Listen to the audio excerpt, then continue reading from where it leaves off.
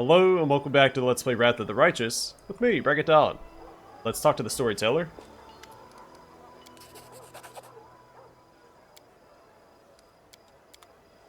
No stories yet. Now off to the Citadel. We should move.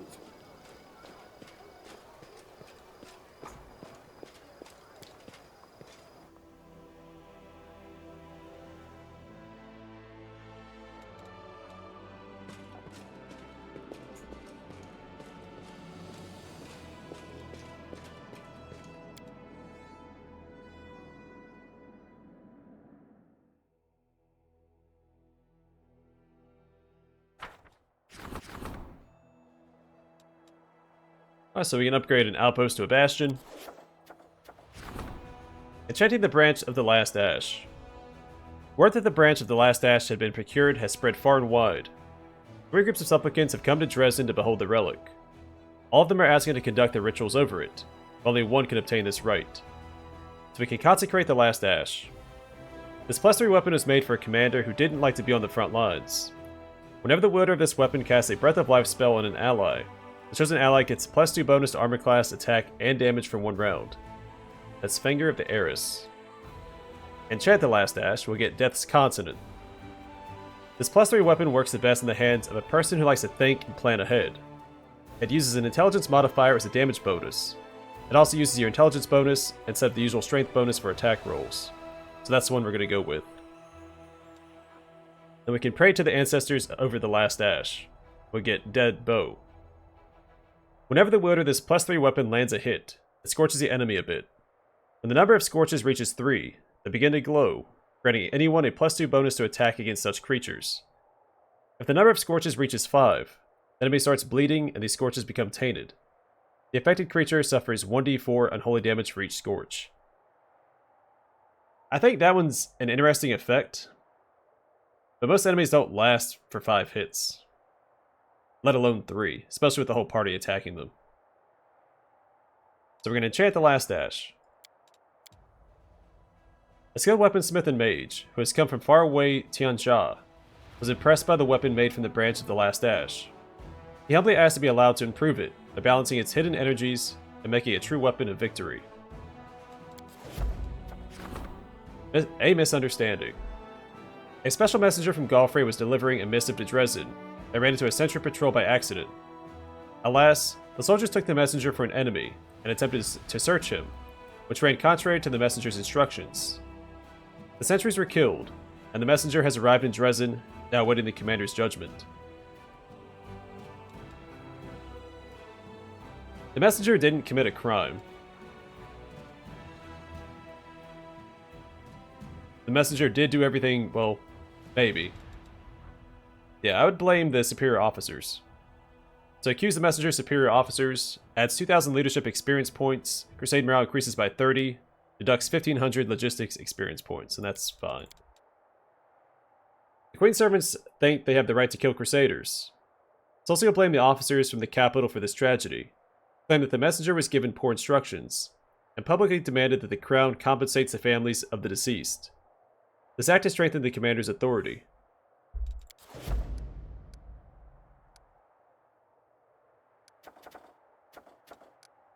Alright, first things first, let's go ahead and...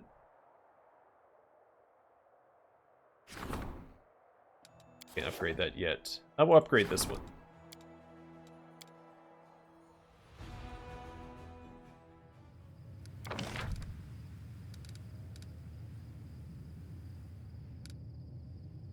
Alright, so let's do a hospital first.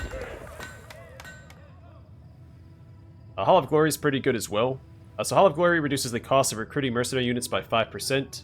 Only 1 Hall of Glory can be built in each fort. Oh, let's read the whole thing. Valuable trophies captured by Crusaders draw glory-hunting mercenaries to the Crusade. With a chance to join such an illustrious fighting force, they're willing to offer their services at a discount. I should have done the teleportation circle first.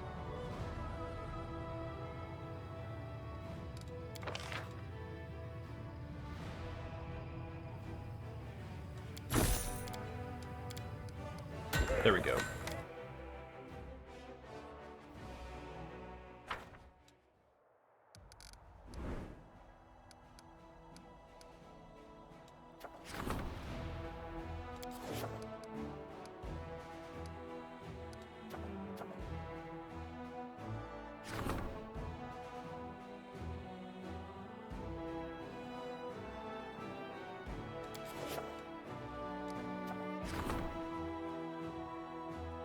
Alright, let's do one of these. We'll do the other one after.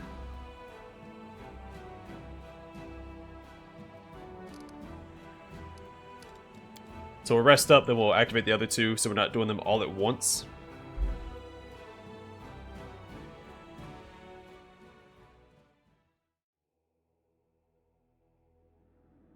I'm gone.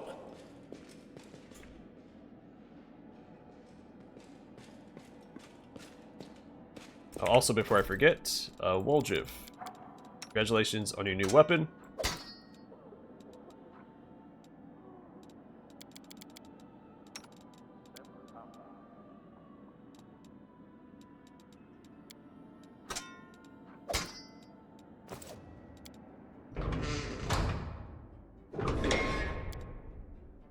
So you're the fella, I mean the gentleman who threw the party on the boats?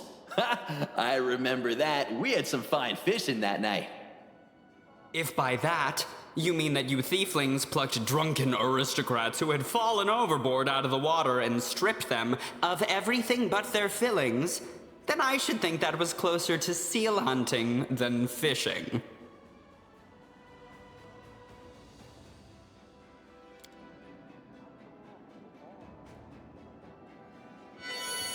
Yeah, Darren and Woljiv actually get along pretty well.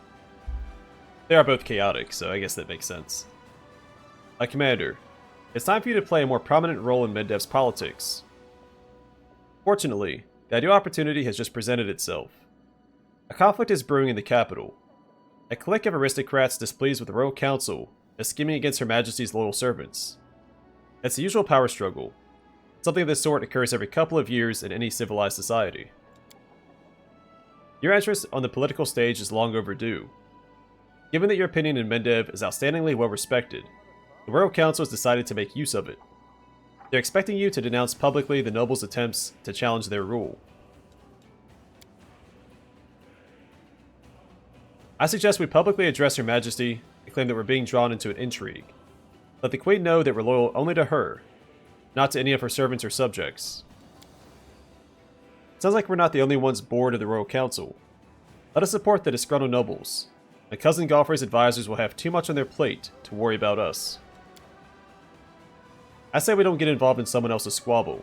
And just to make it clear, we'll write a public statement to the people of Mendev, but have the commander plainly say, "Your bickering is not my problem.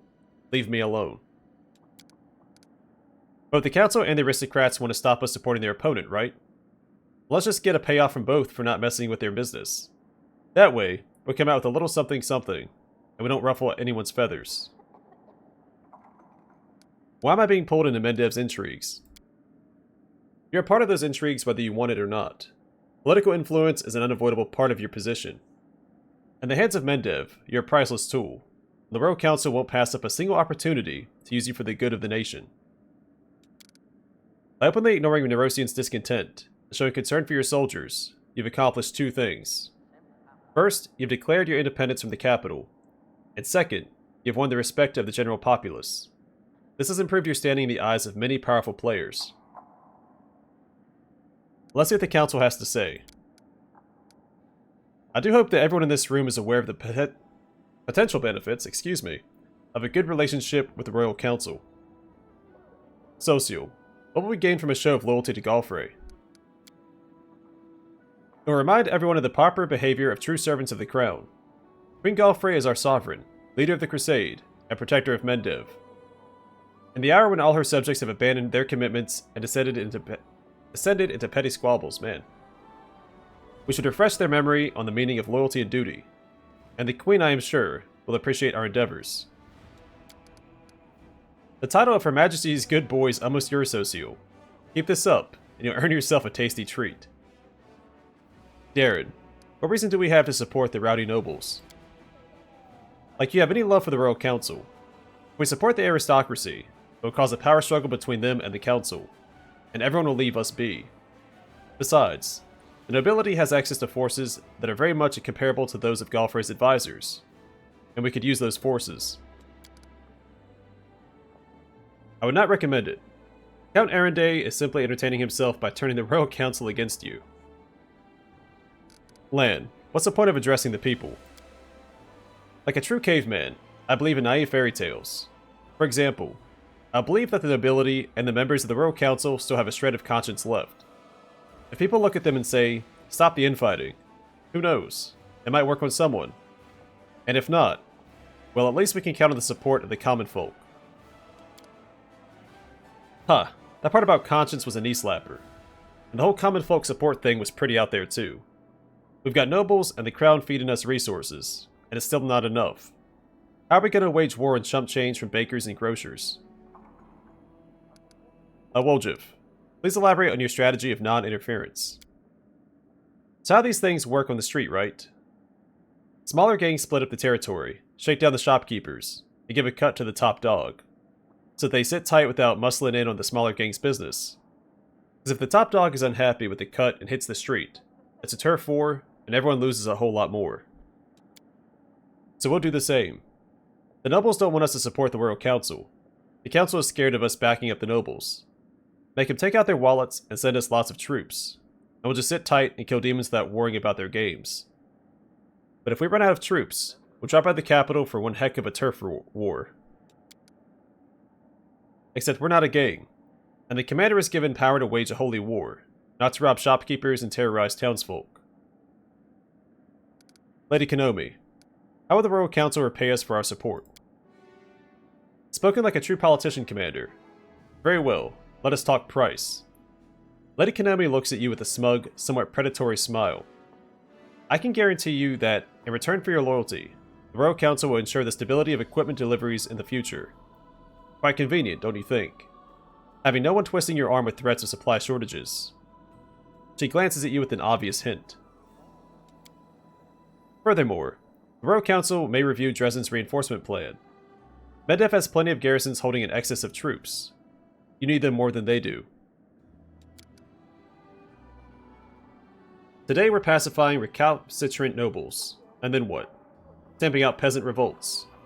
I must have dozed off when the priest of Iomedae was mentioning the commandment, fight demons, but never forget about the whims of the powerful. Now everything is clear. In that case, I trust that you'll make a wise decision that will delight the Royal Council.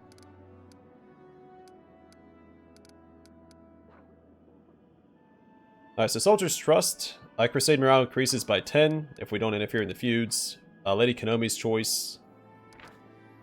Royal Council's help. We'll get 70 slingers and 100 conscripts. That's garbage. Woljev will get Royal Court's help. 15 hedge knights is pretty good. And 30 headhunters. Lan is the people's help. 35 light cavalry and 75 shield bearers. That's not terrible. But those aren't the units that I'm using, so I don't really want more. Darren gives the help of the noble houses 12 cuirassiers, which are pretty good, and 20 marksmen, which is also pretty good. And Sosiel, help from Queen Galfrey, will give us 12 paladins and 30 champions. So I'm not using champions this time around, though they are a very good unit. I wouldn't mind having more paladins. Roleplay-wise, I was going to go with Sosiel's choice anyway, since we are romancing the queen this playthrough. So Sosiel, inform the queen that we remain loyal to her. We're being dragged into an intrigue. Hope her actions will remind the rest that we must all remain loyal to the crown and worry about the kingdom, not about personal profit. Plus, staying loyal to the queen and the crown is probably the more lawful option. I mean, you could argue the Royal Council would also be lawful, but Konomi just threatened us with not getting equipment and troops, so they can get bent. This meeting is adjourned, but I'm certain that the crusade will soon require another decision from the Diplomatic Council. And before that happens, Commander, I ask that you consider whether or not it's worth losing the Royal Council as an ally. Personally, I don't really care. I've got bigger fish to fry. And bigger demons to smite.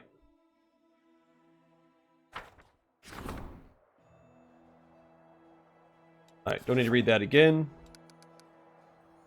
Alright, so as we're leaving, we'll go ahead and start the development of the Art of War. And logistics reform. Every piece of land that the Crusaders seize from demons puts additional load on the logistics and supply channels connecting the Crusade's troops. In order to maintain this tight network, experienced officers are required to implement reforms to logistic processes. Enchanting the Dirty Squealer.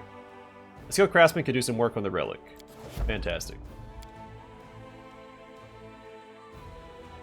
So for now, we'll bid Drezen adieu. We're going to go to the Lost Chapel and meet with the other two... Well, they're not really Hell Knight runaways, but the runaways from the Hell Knights. We do it my way.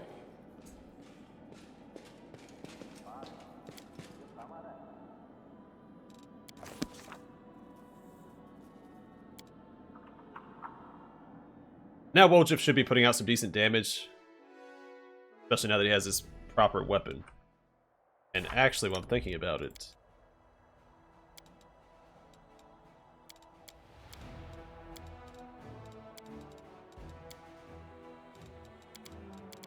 we'll need that as well. Because his current weapon is going to stay at +3 throughout the rest of the game. But we can make it into a +5 with Greater Magic Weapon. That's a really good addition to this game. Because Kingmaker didn't have Greater Magic Weapon as a spell. So once you found a +2, you had a +1 you really liked. Going the +2 route was typically better. But here, if you find a +1 weapon that you like, you can use it throughout the entire game.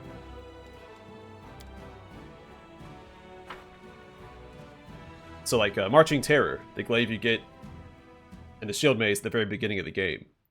It's pretty good. I mean, the DC is pretty low for later in the game, but it's still not a bad weapon. You can make it a +5, just keep using it.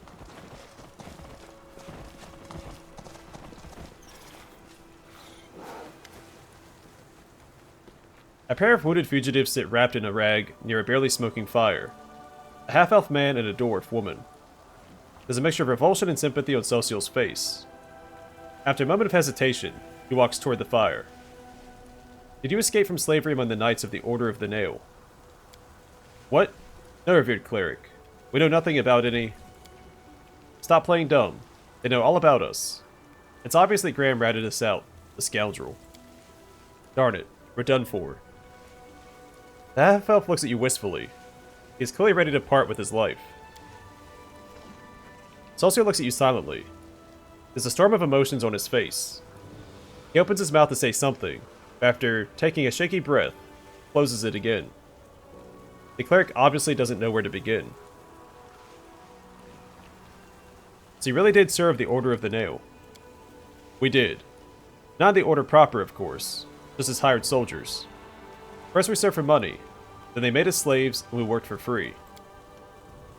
We deserve to be punished. Because of us, the only good person in their darn order perished. The half-elf spits. It's true. If we hadn't lost our nerve back then. What can you tell us about that Graham? A complete scumbag. The Hell Knights hired infantry and no followers of Shaylin. There aren't many good people among us, but Graham still stood out. The last to fight, the first to eat. Always ready to pillage, rob civilians, steal from corpses. There's nothing he wouldn't do. And he drank like a horse. One of the knights, probably the best of them. He made Graham his valet, tried to make him a better person, but to no effect. Graham quit drinking though, but he was still scum. This knight had a saying. He said Graham changed his gold for copper coins. I'm not sure there was ever anything golden about Graham, rust more like. But Master Vanek tried to see some good in him. It's a pity he died without finding anything. Changed his gold for copper coins. Sosiel repeats these words in a whisper, clenching his fists. Our proverb, from Andoran. Tell me about the death of the knights and your escape. The order we served hunted monsters. You know, manticores, basilisks, sometimes even dragons. But this time their instincts were wrong. Yes, they didn't expect that beast. It caught them off guard. And before we knew it, half the unit was dead. They tried to fight back, but we... What about us? For us it was a chance to be free. We ran toward Canabras. Nobody there would care where we'd come from and who we served with. Like who'd we served. But Graham was braver. He took armor from a corpse and went to Mendev through Drezen. That's probably where you picked him up, right? Tell me. Sosiel's voice breaks. He clears his throat and starts over. Tell me what you know about Trevor Vanek. Master Vanek. The dwarf looks down. We served under his command. He was an amazing man, a true hero. What was he doing among the Hell Knights? We heard he came from somewhere in Andoran. Not for profit like us. No, he had one goal. Rid this world of demons. I always thought he was too good to be a Hell Knight. Such a man should have been a paladin. But who are we to question our commander about his life choices? Anyway, he made his way in the world. In half a year, he is promoted from a squire to a knight, went through the trial, and earned the right to wear black armor. Sosiel bites his lip without saying a word. What kind of person was he? Strict, demanding, toward others, but toward himself above all. And despite his strictness, he was a kind man. He just knew that discipline was required if we wanted to survive here among the demons. He'd work us hard, he'd thrash the hide off us for wrongdoings. But his strictness saved many lives. Yes, he often talked about us to us about his brother. According to him, he was a real saint. Even if only part of what Master Vanek told us was true, his brother was a decent man. Not a fighter, not a hero, an ordinary village priest somewhere in Andoran. A man who seeks no glory, but just does everything he can to help others. Sosiel looks away. Master Vanek idolized him. He used to say he would never be as good a person as him, but at least he would win this war, so that his brother wouldn't have to see it. I don't know what kind of person his brother really is, but I remember one thing. He used to say, when you go to a war, leave your heart at home or you'll taint it. I think his heart really stayed there, with his brother in Andoran, among all those orchards and vine groves. Clean and pure, while his body was drowning in mud and blood here. What happened to him? We killed him. That's not true. It was demons what killed him. We could have saved him, but we were cowards. I'll never forgive myself. We're hunting down a chimera. Master Vanek and the other knights were supposed to kill it. And suddenly, a terrifying demon in a black mask appeared out of nowhere. He roared something like, "You'll do," and grabbed Master Vanek. And then he ran, straight at us. We should have fought and taken him back, but we panicked and scattered. When we came to our senses, there's no sign of them. We were made slaves as punishment. They said if we couldn't fight honorably in formation, we'd atone for our crime by doing dirty work. They made us dig trenches, carry baggage, and in battle, they sent us ahead to distract the monsters as bait. We dropped like flies. Out of all those who were on that darn hunt, only 2 of us survived. 3 if you count Graham. Wait, so was he killed or abducted? No one found his body, it's true, but no one saw him again either. What could the demons have done to him? They must have devoured him. Hopefully it was quick. There was a woman named Marenta in the chapter. How did she get Trevor's shield? She was Master Vanek's betrothed. When the demon dragged him away, his shield was left on the ground. Marenta took it as a keepsake. I don't know what he saw in her. She was angry like a devil. But with him, even she seemed to become a bit kinder. And once he was gone, she turned into a real Erinis. She wanted us to be executed for cowardice, every last one of us. And when the commander said no, she left for another order. I don't know what happened to her after that. Tell me about yourself. There's nothing special about us, but if you have questions, ask us. We'll answer honestly. Did you serve in the Order of the Nail? I already read that. Read that. And that. I don't have any more questions. Then maybe we should tell you something else about Master Vanek. What do you say, Sosiel? Sosiel? So you are... No one saw a body, right? So, maybe I still have a chance of finding my lost brother. Thank you for your words. You have given me back my hope.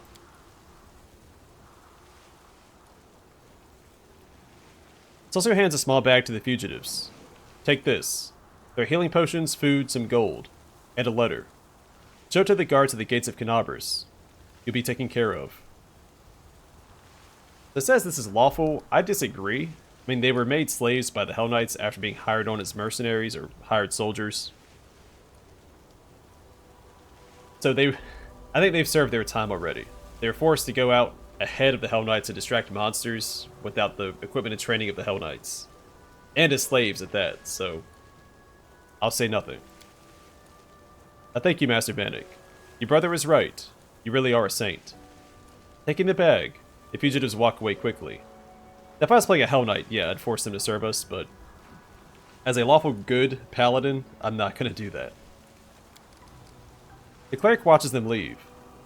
It seems I knew very little about my brother, and about myself. He looks at you sadly. How do you feel? You're acting strangely during the entire conversation. Sosiel rubs his forehead. I was frightened. More frightened than I've been fighting any monster. Even more frightened than when the demons destroyed Canabras. I was afraid of what they would tell me, and now I've heard it all. This truth. I can't wrap my head around it. But at least the fear is in the past. What I was most afraid of is true. It hurts so much. And still, this pain is easier to bear than uncertainty. Thank you for being with me. Had I been alone, I probably wouldn't have said a word. It's not only Trevor's fate you're worried about, is it? Sosiel nods. I've always looked up to Trevor. I thought I was weak and tried to be like him. But if he has fallen so low, then what could happen to me? What do I know about myself and my limits? If this war has made a Hell Knight out of him, what will I become? These people might have killed your brother. How could you forgive them so easily? Forgive them? Sosiel looks at you surprised. Ah, you mean that. Listen, you saw them. These are poor people who joined a war they weren't prepared for, in exchange for a pittance. I didn't even think about holding a grudge against them for that. Yes, they wavered in battle, and because of that Trevor was abducted. But it wasn't their fault. It's the fault of those who throw weak people into the jaws of the abyss, and demand they do impossible things. Also, supposedly that demon tore several Hell Knights apart. They would have just died anyway. We'll find your brother, wherever he is. Yes. Thank you for continuing the search with me. Even if he is in the abyss, dead or alive, I'm sure that together we will find him. I found out the truth, but the cleric shakes his head. I'm not sure what to think of it. Trevor fell as a paladin, but did you hear what these people said about him? He was the best of the Hell Knights. I can't wrap my head around it. What do you make of it all? So option 2 is the one you want to go with. Well, you can go with whatever you want, but if you want the extra companion later in the game, go with option 2.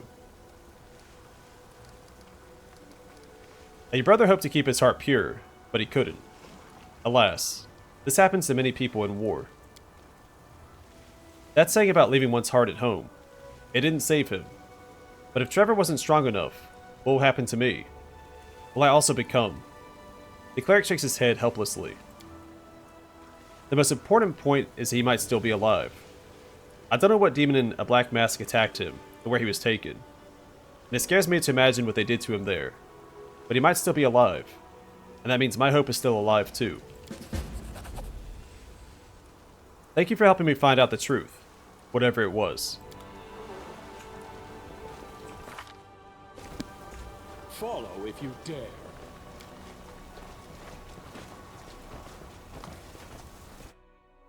And the search continues.